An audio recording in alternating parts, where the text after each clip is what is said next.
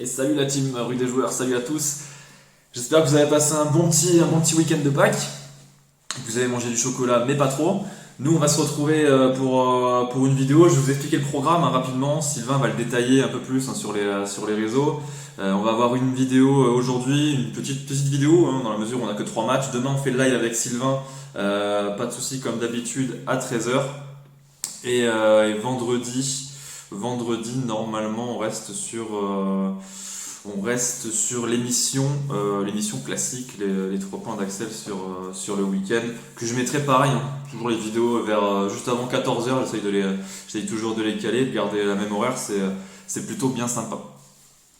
Avant de commencer, Unibet comme d'habitude, vous misez 150, vous les perdez, vous récupérez 200 € en free bet, ça vaut le coup, on peut parier sur une bonne petite cote à NBA. Du style une petite cote à 2. Bon, ce soir les cotes à 2 il n'y en aura pas beaucoup, d'une part parce que la carte est minime et parce qu'il fallait aller chercher les confiances, parce que là on a du Miami Atlanta, Memphis Minnesota et Phoenix New Orleans. Les 3 équipes sont archi favorites avec des cotes à 1,30. C'était pas super évident, je vous avoue, mais bon, j'ai essayé quand même de décortiquer tout ça et de trouver 2-3 trucs intéressants. On commence avec le premier match de la journée, Miami Atlanta, 1h30 du matin, rendez-vous en Floride. Alors le premier match il a largement tourné en faveur du lead de Miami. Vous êtes probablement nombreux à l'avoir vu, le match était à 19h, donc c'était assez correct comme horaire.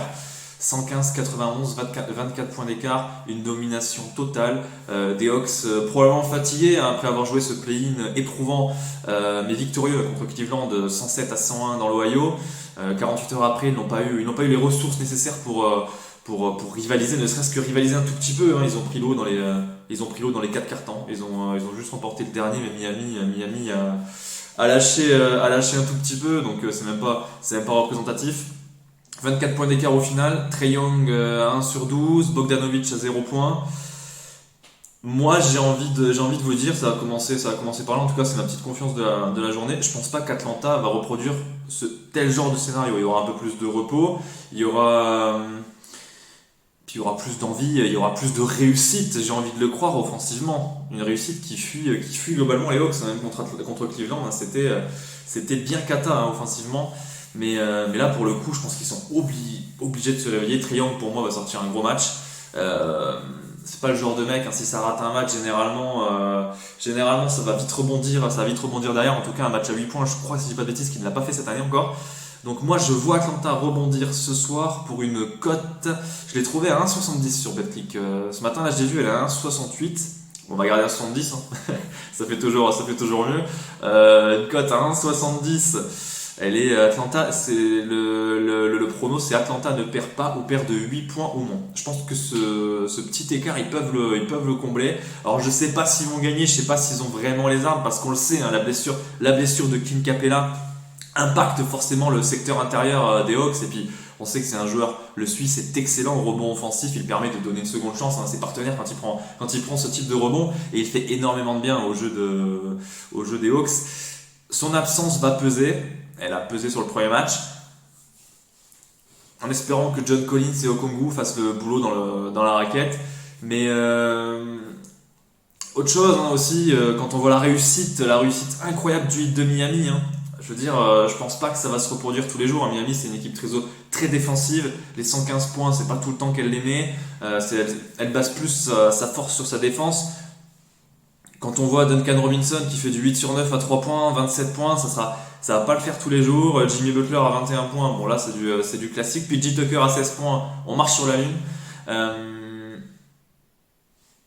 Non, moi je pense qu'il y a vraiment un coup à faire. Je pense qu'il y a vraiment un coup à faire là-dessus. Je reste sur le Atlanta ne perd pas ou perd de 8 points en moins pour une cote à 1,70 au mieux sur Betclic. J'ai un peu checké tous les bookmakers. Je l'ai vu au mieux sur Betclic. Après à voir si elle va augmenter dans la journée ou non.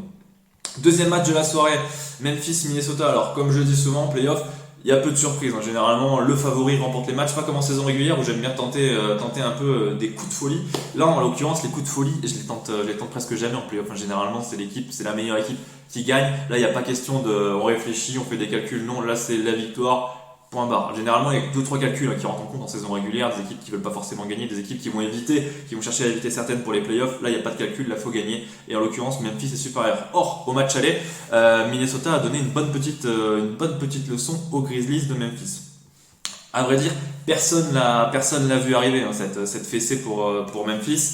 Memphis c'était 30 victoires, 11 défaites, hein, avant ce revers à la maison, presque du 75% de victoires à la maison, tandis que les Wolves, hein, c'est 20 victoires, 21 défaites, c'est toujours un peu moyen en déplacement, c'est 7ème de conférence Ouest en termes de talent pur.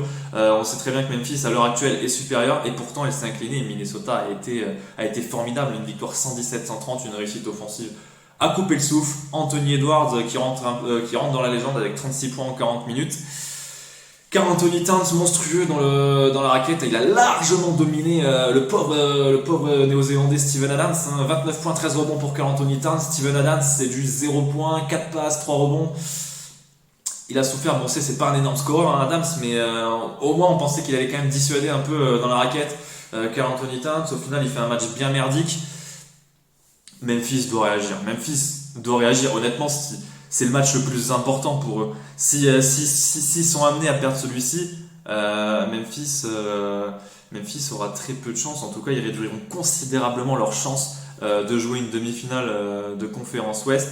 J'espère qu'ils vont pas connaître un destin un peu comme le Jazz de Utah, hein. Chaque année en saison régulière, bon, mis à part celle-ci, mais sinon le Jazz en saison régulière c'est toujours tout feu tout flamme, et arrivé en playoff, on dirait une équipe de Pro B.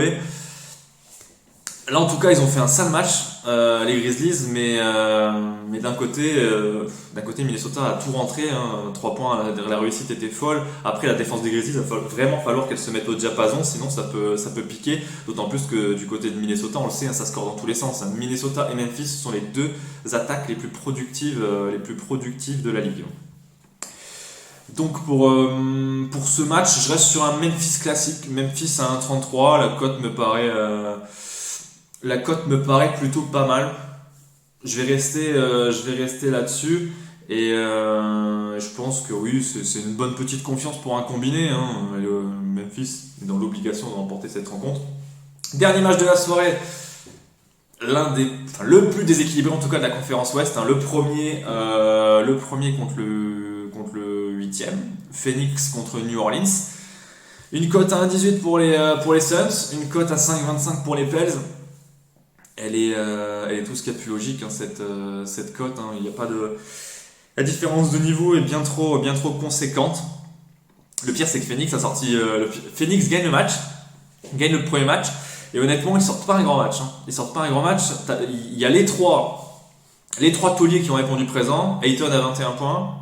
On avait du Booker à 25 et Chris Paul qui nous sort un match incroyable. 30 points, 10 passes, 7 rebonds, 6 piffries en feu. Ça fait plaisir. Lui, on sait qu'il a qu'une idée en tête, c'est remporter le premier titre NBA de sa carrière. C'est le seul truc qui lui manque. On sait que c'est un joueur extraordinaire qui permet de bonifier le jeu dans les franchises dans lesquelles il est passé, hein.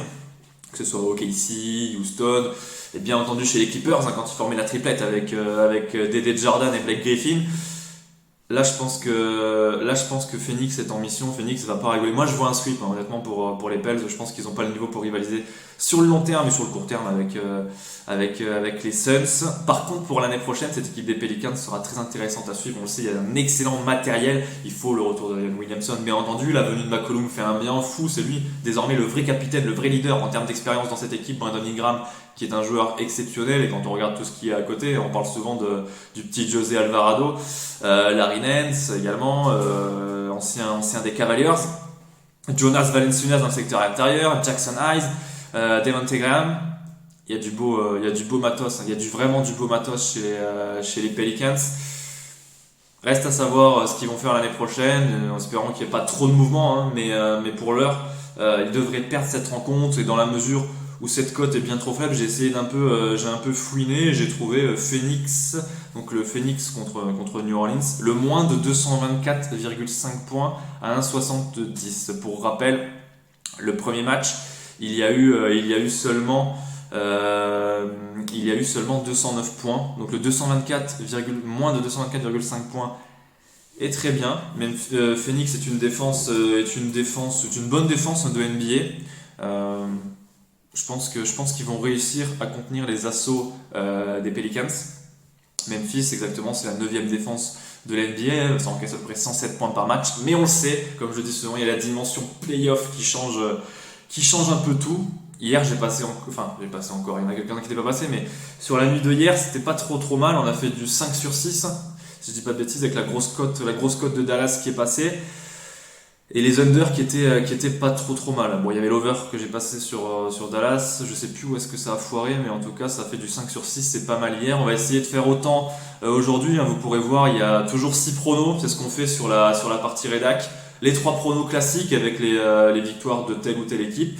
Et dans un second temps, une paire de joueurs, un over, un under ou un écart conséquent. On essaye de diversifier pour les playoffs et de faire en sorte qu'il y ait plus de pronos possible. Voilà, j'en ai fini pour ma part. Rendez-vous pour nous demain 13h, entre 13h et 13h30, vous en avez l'habitude, avec Sylvain. Et puis pour le reste, je vous souhaite une excellente journée et on se retrouve demain. Ciao ciao les amis.